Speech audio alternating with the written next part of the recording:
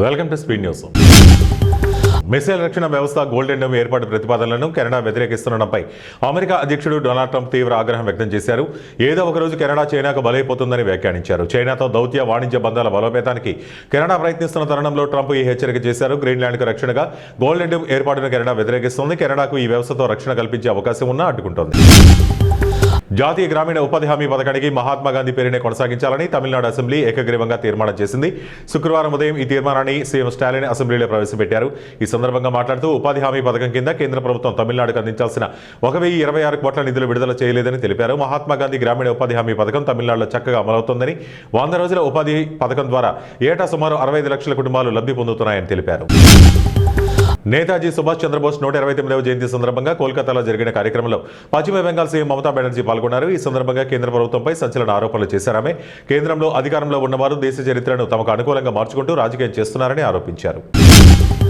అన్నమయ్య జిల్లా పీలేరు పట్టణంలోని పంచాయతీ కార్యాలయంలో స్వర్ణాంధ్ర స్వచ్ఛంద కార్యక్రమంలో పాల్గొని అధికారులు కూటమి శ్రేణులతో కలిసి ఎమ్మెల్యే కిషోర్ కుమార్ రెడ్డి చెత్త సేకరించే నూతన వాహనాన్ని పచ్చ జెండా ఊపి ప్రారంభించారు.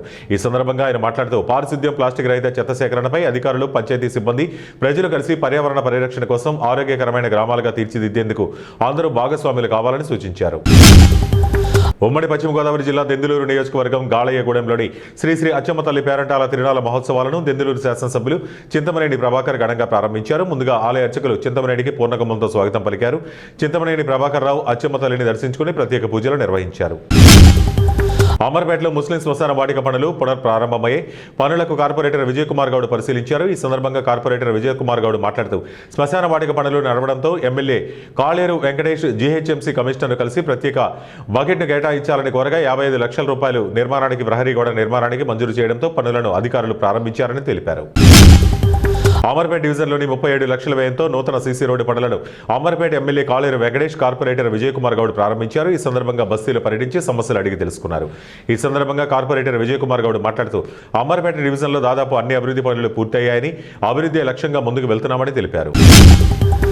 బంగ్లాదేశ్ ఎన్నికల వేళ ఆ దేశ మాజీ ప్రధానమంత్రి షేక్ హసీనా ప్రజలకు సంచలన పిలుపునిచ్చారు.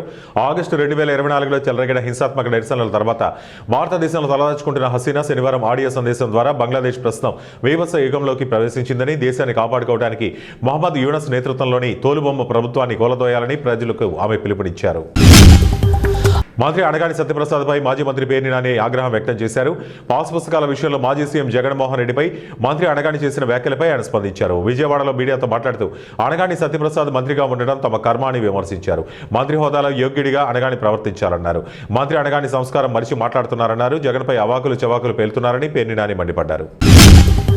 భారత ఆర్థిక వ్యవస్థ పరిస్థితి డెడ్ ఎకానమీ అంటూ కాంగ్రెస్ నేత రాహుల్ గాంధీ మరోసారి వ్యాఖ్యానించారు. భారత్పై అమెరికా 50% సుంకాలు విధించడం, దేశంలో వస్త్ర పరిశ్రమను రక్షించడానికి కేంద్రం చర్యలు తీసుకోకపోవడం వంటి అంశాలపై ప్రభుత్వాన్ని ఆయన నిలదీశారు. భారత ఆర్థిక వ్యవస్థ దిగజారిపోవడానికి ప్రధాని మోదీదే పూర్తి బాధ్యత అని రాహుల్ గాంధీ విమర్శించారు. ఆంధ్రప్రదేశ్ ప్రభుత్వం మరియు జిల్లా కలెక్టర్ వారి ఆదేశాల మేరకు బద్వేల్ మున్సిపాలిటీ పరిధిలో ఆర్డీఓ చంద్రమోహన్ ఆధ్వర్యంలో జిల్లా పరిషత్ బాలుర ఉన్నత పాఠశాలలో జీరో గ్యాప్ శానిటేషన్ ఆంధ్ర కార్యక్రమం నిర్వహించారు. ఈ కార్యక్రమానికి ముఖ్య అతిథులుగా municipal commissioner Narasimha Reddy, Telugu Desam party యువ నాయకుడు రితీష్ కుమార్ రెడ్డి, పోలీసులు మరియు ఇతర ప్రభుత్వ శాఖ అధికారులు పాల్గొన్నారు. పాఠశాల ఆవరణం నుంచి 4 రోడ్ల కూడలి వరకు ర్యాలీగా వచ్చి అక్కడ మానవహారంగా ఏర్పడి ప్రతిజ్ఞా కార్యక్రమం నిర్వహించారు. ఆదోని జిల్లాగా ప్రకటించాలని డిమాండ్ చేస్తూ నేడు ఆదోని పరిధిలోని ఎమ్మిగనూరు, మంత్రాలయం, పత్తికొండ, ఆలూరు నియోజకవర్గంలో జేఏసీ నేతలు బంద్కు పిలుపునిచ్చారు. బంద్లో భాగంగా ఎమ్మిగనూరు ఆర్టీసీ డిపో ముందు బస్సులు బయటకు రాకుండా జేఏసీ నేతలు ఆందోళన చేపట్టడంతో ఉద్రిక్త వాతావరణం నెలకొంది. వెంటనే పోలీసులు చేరుకుని జేఏసీ నేతలను అరెస్టు చేసి స్టేషన్కు తరలించారు. వైఎస్ఆర్ కాంగ్రెస్ పార్టీని గ్రామస్థాయి నుంచి మరింత బలోపేతం చేయాలని పార్టీ కర్నూలు జిల్లా అధ్యక్షుడు SV Mohan Reddy, party observer MLC Kalpalatha Reddy పిలుపునిచ్చారు. కర్నూలు జిల్లా ఎమ్మిగనూరులో వైఎస్ఆర్సీపీ సమన్వయకర్త ఎర్రకోట రాజీవ్ రెడ్డి ఆధ్వర్యంలో నియోజకవర్గ విస్తృత స్థాయి సమావేశం నిర్వహించారు. ఈ సందర్భంగా వారు మాట్లాడుతూ క్షేత్రస్థాయిలో పటిష్టం చేయాలంటే అందరూ సమన్వయంతో క్రమశిక్షణతో పనిచేయాలని స్పష్టం చేశారు. చిత్తూరు జిల్లా గంగాధర నెల్లూరు నియోజకవర్గం కార్వేటి నగర్ మండలంలో బాలుర బీసీ, ఎస్టీ, బాలుర వసతి గృహంలో మంత్రి నారా లోకేష్ పుట్టినరోజు వేడుకలు ఘనంగా నిర్వహించారు. ఈ కార్యక్రమానికి ముఖ్య అతిథిగా ప్రభుత్వ జీడీ నెల్లూరు ఎమ్మెల్యే డాక్టర్ థామస్ పాల్గొన్నారు.